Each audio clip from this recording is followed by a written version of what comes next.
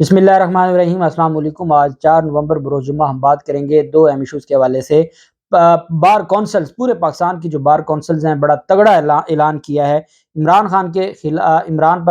خان پر جو قاتلانہ حملہ بزدلوں نے حملہ کیا تھا، اس پر پورے ملک کی بار کونسلز عمران خان کے ساتھ کھڑی ہو گئی ہیں اور بڑا اعلان کیا گیا ہے بار کونسلز کی طرف سے۔ اس کی تفصیل بھی میں آپ کے ساتھ شیئر کروں گا، اور 2-3 اور کیسز کے اوپر جو کل کے کیسز تھے جو سکپ ہو گئے تھے، ایک سانحہ ہوا اور اس پر ہم بات کرتے رہے ہیں۔ ایک تو میں آپ کو بتاتا چلوں کہ دوست مزاری کو کل عدالت میں پیش کیا گیا تھا اور ان کے جسمانی ریمانڈ میں 4 دن سے وہ پہلے گرفتار ہوا، پھر 4 دن سے وہ جسمانی ریمانڈ پہ تھا، 5 دن ہو گئے اور مزید 1 دن کا جسمانی ریمانڈ عدالت نے منظور کر لیا تھا اور ملزم کو مزید جسمانی ریمانڈ پر بھیج دیا ہے اینٹی کرپشن کے پاس، اور آج اینٹی کرپشن دوبارہ ملزم کو عدالت میں پیش کرے گی۔ 5 دن کا جسمانی ریمانڈ انف ہے اور جو ثبوت اور جو ایویڈنس کلیکٹ کرنی تھی وہ کر لی گئی ہے، اور میرے خیال میں آج ملزم کو جوڈیشل ریمانڈ پر جیل بھیج دیا جائے گا۔ تو اور جیل بھی تو آپ جانتے ہیں پنجاب حکومت کی ہے، اور باقی کسی کے خلاف کارروائی کریں نہ کریں، پرویز الہی کو جو دکھ دیا گیا ہے اس ڈپٹی اسپیکر، سابق ڈپٹی اسپیکر کی وجہ سے، تو ان کا جو ہے وہ ان کے ساتھ اچھا سلوک کیا جائے گا جیل میں بھی، اور ان کو آج جوڈیشل کیا جائے گا۔ دوسری طرف مونس الہی بھی گئے تھے کل لاہور ہائی کورٹ میں، اور جہاں عثمان بزار کو گرفتاری کے حوالے سے اور ان کے خلاف کارروائی کے حوالے سے اور نوٹس جاری کیے گئے جا رہے تھے نیب کی طرف سے، جب اور کچھ نہیں ہوا، پہلے ایف آئی اے کا مقدمہ درج کیا، ایف آئی اے کا مقدمہ لاہور ہائی کورٹ نے خارج کر دیا۔ نیب نے پہلے چودھری برادران کے خلاف کارروائی شروع کی تھی، پھر نیب نے ہی کہا کہ ہم نے وہ کارروائی بند کر دی ہے۔ لاہور ہائی کورٹ میں 2020 میں نیب نے اپنا جواب جمع کروا دیا اور نیب کی اسٹیٹمنٹ کی بنیاد پر چودھری خاندان کے خلاف کارروائی ختم ہو گئی۔ اس کے بعد ایف آئی اے کی کارروائی شروع ہو گئی، اور ایف آئی اے کی کارروائی میں پھر معاملہ یہاں تک پہنچا کہ ان کو لاہور ہائی کورٹ سے ریلیف مل گیا تھا۔ اب دوبارہ نیب نے مونس الہی اور ان کی فیملی کو کے خلاف کارروائی شروع کر دی، اور لاہور ہائی کورٹ میں مونس الہی کی نیب تحقیقات کے خلاف درخواست پر سماعت ہوئی۔ جسٹس علی باقر نجفی صاحب کی سربراہی میں 2 رکنی بینچ نے سماعت کی۔ امجد پرویز صاحب وکیل تھے مونس الہی کے، اور ان کا یہ کہنا تھا کہ جو مونس الہی کے خلاف مقدمہ ہے یہ پہلے اسی طرح کا مقدمہ ایف آئی اے کر چکا ہے، ایف آئی اے کا مقدمہ خارج ہو چکا ہے، اب یہ جو مقدمہ ہے یہ بالکل غلط ہے، اور نیب نے سیاسی بنیادوں پر یہ نوٹس جاری کیے ہیں۔ امجد پرویز نے موقف اپنایا کہ استدعا ہے کہ احتساب عدالت تحقیقات بند کرنے کا حکم دے چکی ہے، ایف آئی اے نے منی لانڈرنگ کا مقدمہ درج کیا، ہائی کورٹ نے وہ ایف آئی آر خارج کر دی، اور اس وجہ سے یہ جو نوٹس ہیں ان کو کالعدم قرار دیا جائے۔ نیب کے وکیل نے کہا کہ نیب کسی بھی انکوائری میں طلب کر سکتا ہے، ملزم کی درخواست قابل سماعت نہیں ہے، ہم نے قانون کے مطابق کارروائی کی اور ناجائز اثاثہ جات کیس میں ریکارڈ طلب کیا ہے۔ عدالت نے نیب کو نوٹس جاری کرتے ہوئے درخواست گزار اور اس کی فیملی کو ہراساں کرنے سے روک دیا ہے اور سماعت ملتوی کر دی ہے، اور عدالت نے کہا ہے کہ جو ان کے خلاف کارروائی نہ کی جائے۔ تو اس طرح کی جو میرے خیال میں تو اب نیب کو جو استعمال کر رہے ہیں، آپ ویسے نیب کو ختم کرتے ہیں اور پھر آپ اس طرح کی کارروائیاں بھی کرتے ہیں، تو ایسی کارروائیوں کا کوئی فائدہ نہیں ہے۔ جبکہ دوسری طرف اعظم سواتی کل پہنچے تھے سپریم کورٹ آف پاکستان میں، اور وہاں انہوں نے اپنا تحریری جو بیان director general human rights cell ہے سپریم کورٹ آف پاکستان کا، وہاں انہوں نے اپنا جمع کروایا ہے۔ ان کی طرف سے یہ کہا گیا ہے، D G H R cell کو جمع کرائے گئے اپنے جواب میں کہا ہے کہ میری میڈیکل رپورٹ میں حراست کے دوران تشدد چھپانے کی کوشش کی گئی، بنیادی حقوق پامال کرنے والوں کے خلاف سخت ایکشن لیا جائے۔ انہوں نے یہ 17 اکتوبر کو جو اپوزیشن لیڈر ہے سینٹ میں سینیٹر شہزاد وسیم، ان کے خط پر انہوں نے چیف جسٹس کو خط لکھا تھا، اور D G human rights cell نے 31 اکتوبر کو ان کو طلب کیا تھا۔ اس سلسلہ میں اعظم سواتی کی پہلی ملاقات ہوئی ہے، ڈی جی جو ہیں ڈائریکٹر جنرل ہیومن رائٹس سے ملاقات تھی، اور انہوں نے اپنا تحریری جواب، میڈیکل رپورٹس اور دیگر دستاویزات جمع کروائی ہیں۔ تحریری جواب میں اعظم سواتی نے کہا کہ 3 نقاب پوش افراد مجھے گھر سے نامعلوم مقام پر لے گئے، پورے راستے مجھ پر تشدد کیا گیا، میری ویڈیوز بنائی گئیں، تشدد سے مجھے قے آئی اور کچھ دیر میں بے ہوش رہا، مجھے تھانہ سائبر کرائم پھر منتقل کر دیا گیا۔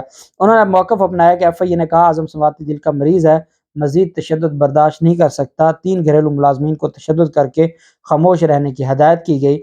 ایف آئی اے اہلکار میرے گھر کی سی سی ٹی وی ریکارڈنگ بھی ساتھ لے گئے۔ پی ٹی آئی رہنما نے کہا کہ جس میڈیکل بورڈ کے سامنے پیش کیا گیا اس نے گمراہ کن رپورٹ دی، اس گمراہ کن رپورٹ میں جسمانی حالت کے حوالے سے خاموشی सवालिया निशान है। मेडिकल रिपोर्ट में हिरासत के दौरान तशद्दुद छुपाने की कोशिश की गई। मेरे बुनियादी हकूक़ पामाल करने वालों के खिलाफ सख्त एक्शन लिया जाए और उनके खिलाफ कार्रवाई की जाए। जबकि दूसरी तरफ आज़म सवाती के खिलाफ एक दरख्वास्त दायर की गई और वो आज़म सवाती की दरख्वास्त इस्लामाबाद हाई कोर्ट में दायर की गई, कैंसलेशन ऑफ बेल। उस पर जस्टिस आमिर फारूक साहब ने समाअत की। दरख्वास्त गुजार की जानिब से राजा रिजवान अब्बासी जो स्पेशल प्रोसिक्यूटर हैं, उन्होंने वो अदालत में पेश हुए। पीक एक्ट के तहत जराइम के केसेस स्पेशल कोर्ट्स में चलाए जाते हैं।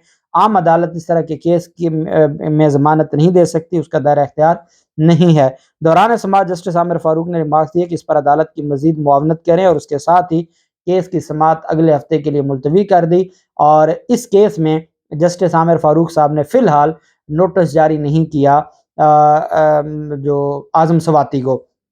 कैंसलेशन ऑफ बेल है, अभी इसकी इब्तदाई समाअत करते हुए अदालत ने इसको देखना है कि आया इसको मज़ीद आगे चलाना है या नहीं चलाना। और दूसरी तरफ फिर अदालत ने यह भी कहा है कि अभी आप इसके ऊपर मज़ीद मुआवनत करें और फिर उसके बाद अदालत देखेगी कि आया इनको तलब करना है या नहीं करना, या इनको नोटिस जारी करना है या नहीं करना।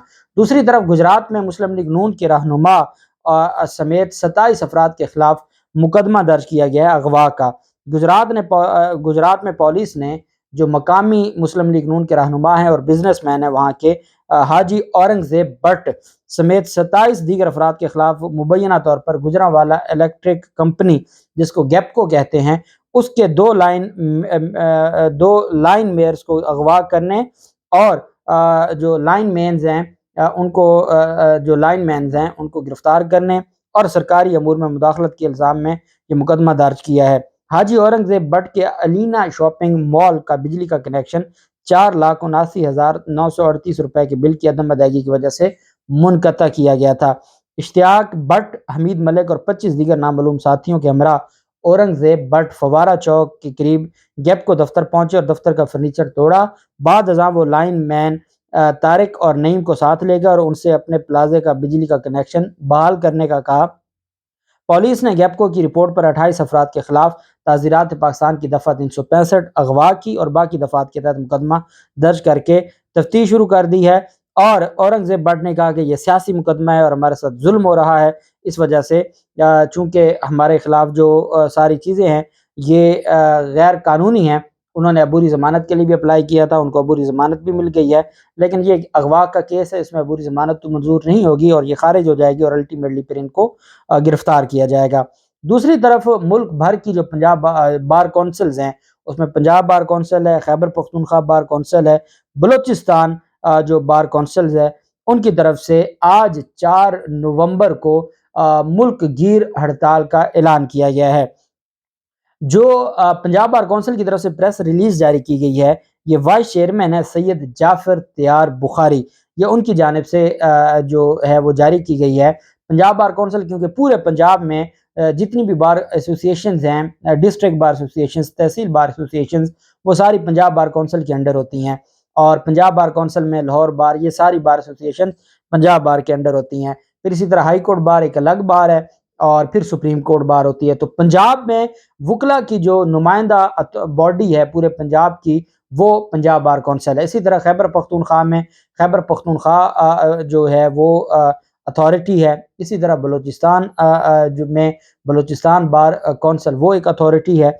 तो उनकी जानिब से ये प्रेस रिलीज जारी की गई जो कल रात जारी हुई और ये कहा गया है कि आज मोरखा 3/11/2022 को जनाब सैयद जाफर तैयार बुखारी साहब वाइस चेयरमैन और जनाब मोहम्मद फारूक खोखर साहब chairman executive committee Punjab bar council ने अपने मुश्तरका बयान में तहरीक इंसाफ के चेयरमैन जनाब इमरान खान पर कातलाना हमला की मजम्मत की है और ये कहा है कि ये हमला सिक्योरिटी इदारों और इंसाफ फराहम करने वाले इदारों की नाकामी का मुंह बोलता सबूत है।